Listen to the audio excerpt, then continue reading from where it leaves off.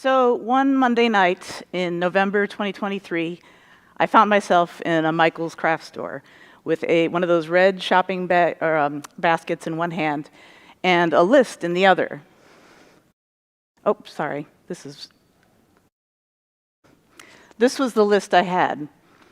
I was freaking out a little bit. A drawing class that I'd signed up for was starting in a little less than an hour, and I was looking at this list going, I don't know what a 4B pencil versus an H pencil versus an F pencil, like what these designations mean. I didn't know what Canson paper, I still kind of don't know what Canson paper is. I was kind of spiraling in the store, but I was still trying to kind of like just gather them as quickly as I could. But this kind of made me start thinking, am I going to be kind of the village idiot of the class? I hadn't taken an art class since 7th grade when I was about 40 years earlier, so it'd been a minute. So I was already kind of like whipped up and nervous. And then, of course, because I was just buying the supplies before class, I was late. So when I got there, I walked into this darkened room where people were kind of already sketching a still life that the teacher had set up. And I thought, crap, I really was hoping to not just be tossed into the deep end. I was hoping to get some instruction, do some exercises, kind of warm up a little bit, but that wasn't happening. So I just frantically got stuff out of my bag, started drawing, and the first thing that I could do was the far picture. It was like this little 2-inch doodle. And you can see how scared, like just from the size, just from the scope of that, you can see how nervous and how much anxiety I had about venturing out and doing this thing that I didn't feel confident doing. And then the teacher very gently kind of nudged me and said, like, well, why not, because I was done in 10 minutes. Everyone else is like shading and doing like a lot of detail work. And the teacher kind of gently said, well, why don't you, try another take at it, but like make it larger, make it bigger. And so I did, and of course, there were people in the class who were more advanced and more polished than I was. But also, I felt, not terrible about this, but I certainly was self-conscious. But I had to remind myself that I was there to learn, not necessarily do something I already knew how to do. And as I often tell my daughters, flailing a little bit, or even failing, is part of the learning process. So you may have wondered, given how worked up I was about this, why on earth did I sign up for a class when it gave me this much anxiety? Well, it was largely because I'd read this book during the pandemic. Tom Vanderbilt's Beginners, The Joy and Transformative Power of Lifelong Learning. Now, kind of the starting point of this book was him talking about how, as adults, many of us are in these waiting rooms while our kids are in classes and lessons and workshops, and how he spent all this time in waiting rooms with parents just kind of staring at their phones. And this kind of brings him to ask himself, when and why do we stop being the ones going into those rooms? Why aren't we acquiring skills and learning new things once we get to adulthood? And he really breaks it down to the 3 reasons. We tend to view learning as something we do in childhood, that this is something, as an adult, you put childish things away, including making time to acquire new skills. What you have is what you have, and that's it. We also claim lack of time and energy, which that's legitimate. A lot of us have families, we have jobs, we have other things pulling on our time, so that is an understandable reason why we don't necessarily seek this out for ourselves. There's also this fear of being embarrassed or looking silly, which in my experience, I think almost gets worse as you get older. Like you really, really, really don't want to put yourself out there if you're just starting from square one. There's something just very humbling about it. But given all those things, all those reasons, and they are legitimate, why people don't necessarily acquire new skills in adulthood, flying in the face of that are all the benefits that you get from doing just that. The first one I want to focus on is the primary one.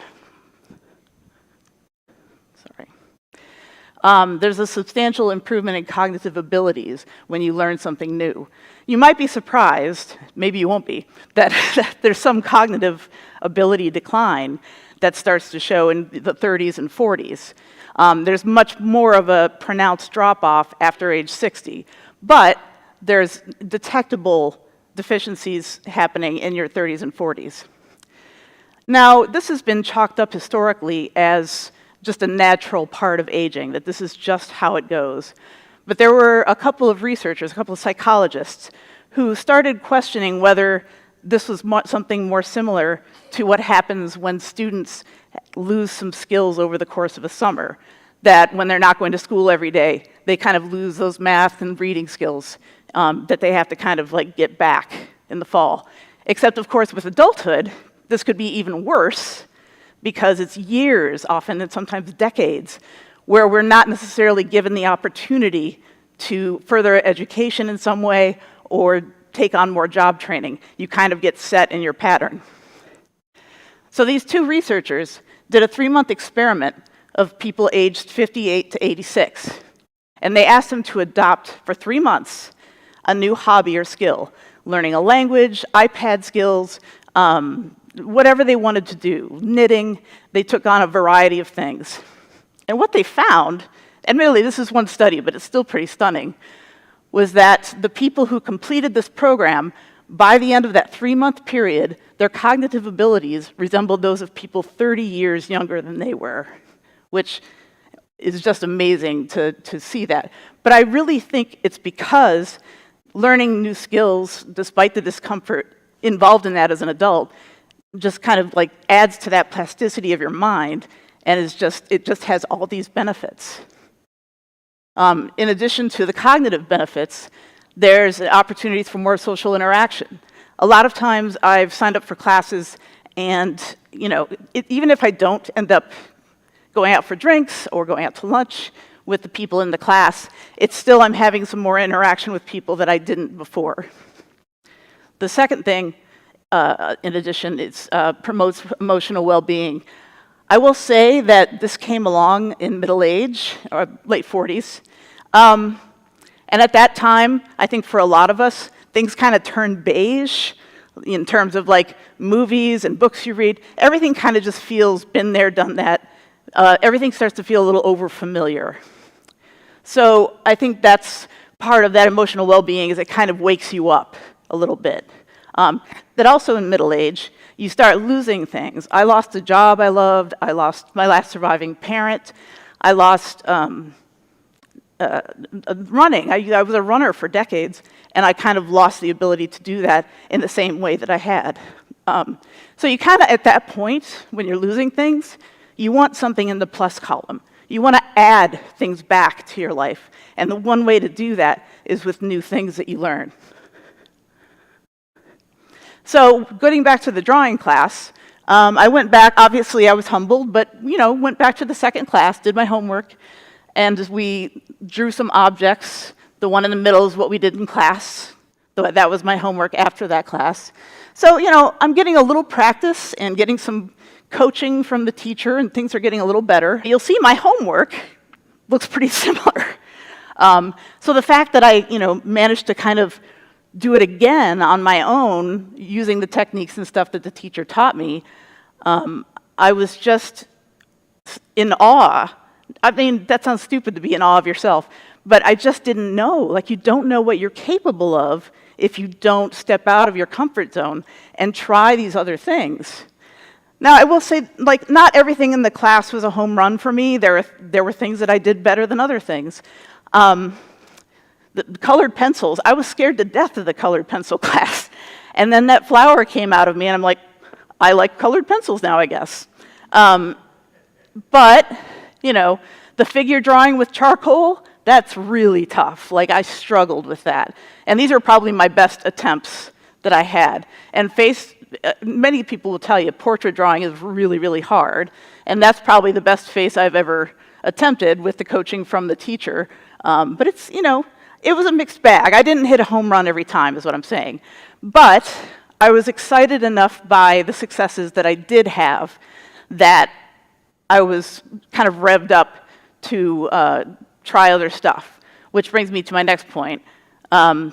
Trying new things, like taking a class like that, engenders a desire to do more new things. You somehow become braver, or it becomes easier to kind of suck at something. You just kind of like get the courage and the desire to try other things. So after the class ended, one of the things that I thought about was I'd been going to my daughter's choir concerts. They are both in their school choirs, and I'd always been a band kid. I'd never had the opportunity to try choral singing, and I'd always been kind of curious about it and thought like that would be really kind of a neat thing to try. But of course, I kind of thought that ship has sailed. If you don't do it as a young person, it's probably just too late. But of course, I see this on Facebook shortly thereafter, and ooh, I was scared. I was terrified. And there were 3 nights that they were having auditions, and I skipped the first one, and I couldn't get myself to go to the second one. The third one, it's like, this is it. This is the only chance I got. If I'm gonna do this, I gotta do this. So I went, and when I went to the audition, the choir director said, "What's your experience in choir and choral singing?" And I said, "I don't have any." I said, "I've played an instrument for years, and I have a decent ear for pitch. As a result of that, I can read music." But they decided to give me a shot, and based on the audition, here's photographic evidence. That's me scowling in the middle. But despite my expression, I love singing with this group. It is wonderful. And, it's not been easy, but I'm now, like a year later, we've come a year after this session, and I'm back in it. I've been in it every session since. It's this wonderful thing that, again, I was terrified to try and to just put myself out there, but it has been a joy. I also found, like shortly after getting into the choir, a 6-week watercolor class just at the Hawk. I mean, it's not a high cost or prestigious thing, just kind of a low intensity class. And as you can see, it's like a child just kind of painting, playing with watercolor. I'd never touched watercolors in my life. However, same thing with the drawing class. A few classes in, like around class 3, things changed enormously. I couldn't believe, again, where this was coming from. I'm like, I just seemed weird. It seemed like somebody else took the wheel and made this happen somehow. But it's not. It's just there. You have to have the guts and the courage to actually just venture out and try it. Now, this isn't going to happen every time. I've taken a few tap dancing classes. I am not doing well. But that having been said, it's still like a fun, because I don't know. I just don't know. And each time it's this adventurous journey that I'm going on. So, of course, as I said, doing new things starts making you want to do other things. So I've been just building this list for the last year now, as I have ideas of things I'd love to try. Improv and stand-up. I love watching stand-up. It terrifies me. The idea terrifies me. But again, I'd love to learn more about the craft of what they do. Photography, getting a better composition in pictures that I take. Live storytelling. Podcasting, I've struggled with this one. I've really tried to look for a class or a workshop or something. It's a little tough, but I mean, it's still on my list and it's still something I want. A meditation retreat. It's a little frightening to think about walking around for days not saying a word and just meditating all day, but I would like to try it, and I think I would learn something from it. Tap dancing, again, like I said, it's not going well, but I keep trying, and I love watching and hearing people tap dancing. So this is something I'm just going to have to stick with longer and hope that I improve slowly but surely.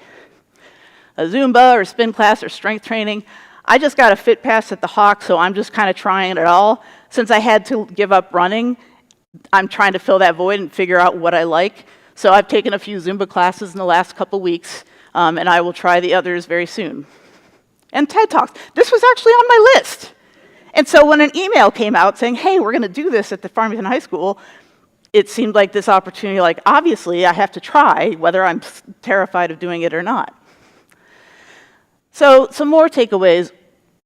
I would say that if this is inspired, which I hope it does, if this inspires you to kind of break out of your comfort zone and try to acquire a new skill or try a new hobby, what you put in is absolutely what you get out.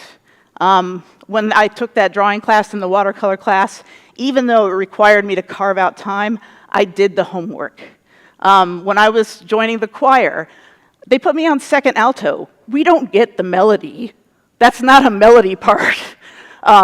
You have to learn how to do inner harmonies, and I had to learn how to see my part in the larger sheet music. And so there was definitely a steep learning curve, and I had to practice and listen to the rehearsal recordings a lot. But again, I love singing with this group. It makes me so happy. So I am willing to put in the work, and that's what makes it so satisfying. And this is also my second point, which is the classes and rehearsals, for me, things that like are set in time, are ideal because they integrate the new adventures into your calendar. It's not a matter of, well, you know, I didn't have anything scheduled on Sunday afternoon, so I'll spend 3 hours drawing. We never do that. We never do that because, for one thing, there's always other things to do or that you feel that you should do. Whereas if you have something on your calendar, you're going to show up. You're going to do it. So those are what work best for me. And that's what I continue to do as I go forward and continue with this.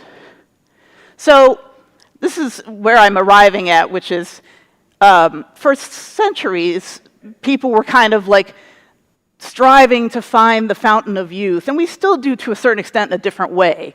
We're always trying to figure out how to stay young, how to look young, how to feel young.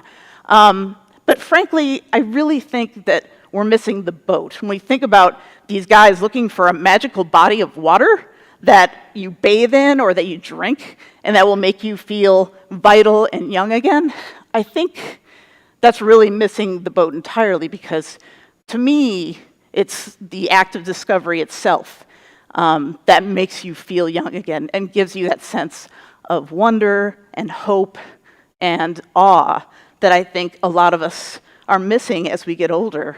So I would invite you all, just as a parting wish, to go out and allow yourself to kind of suck at something, because you just might be surprised at what happens after. Thank you.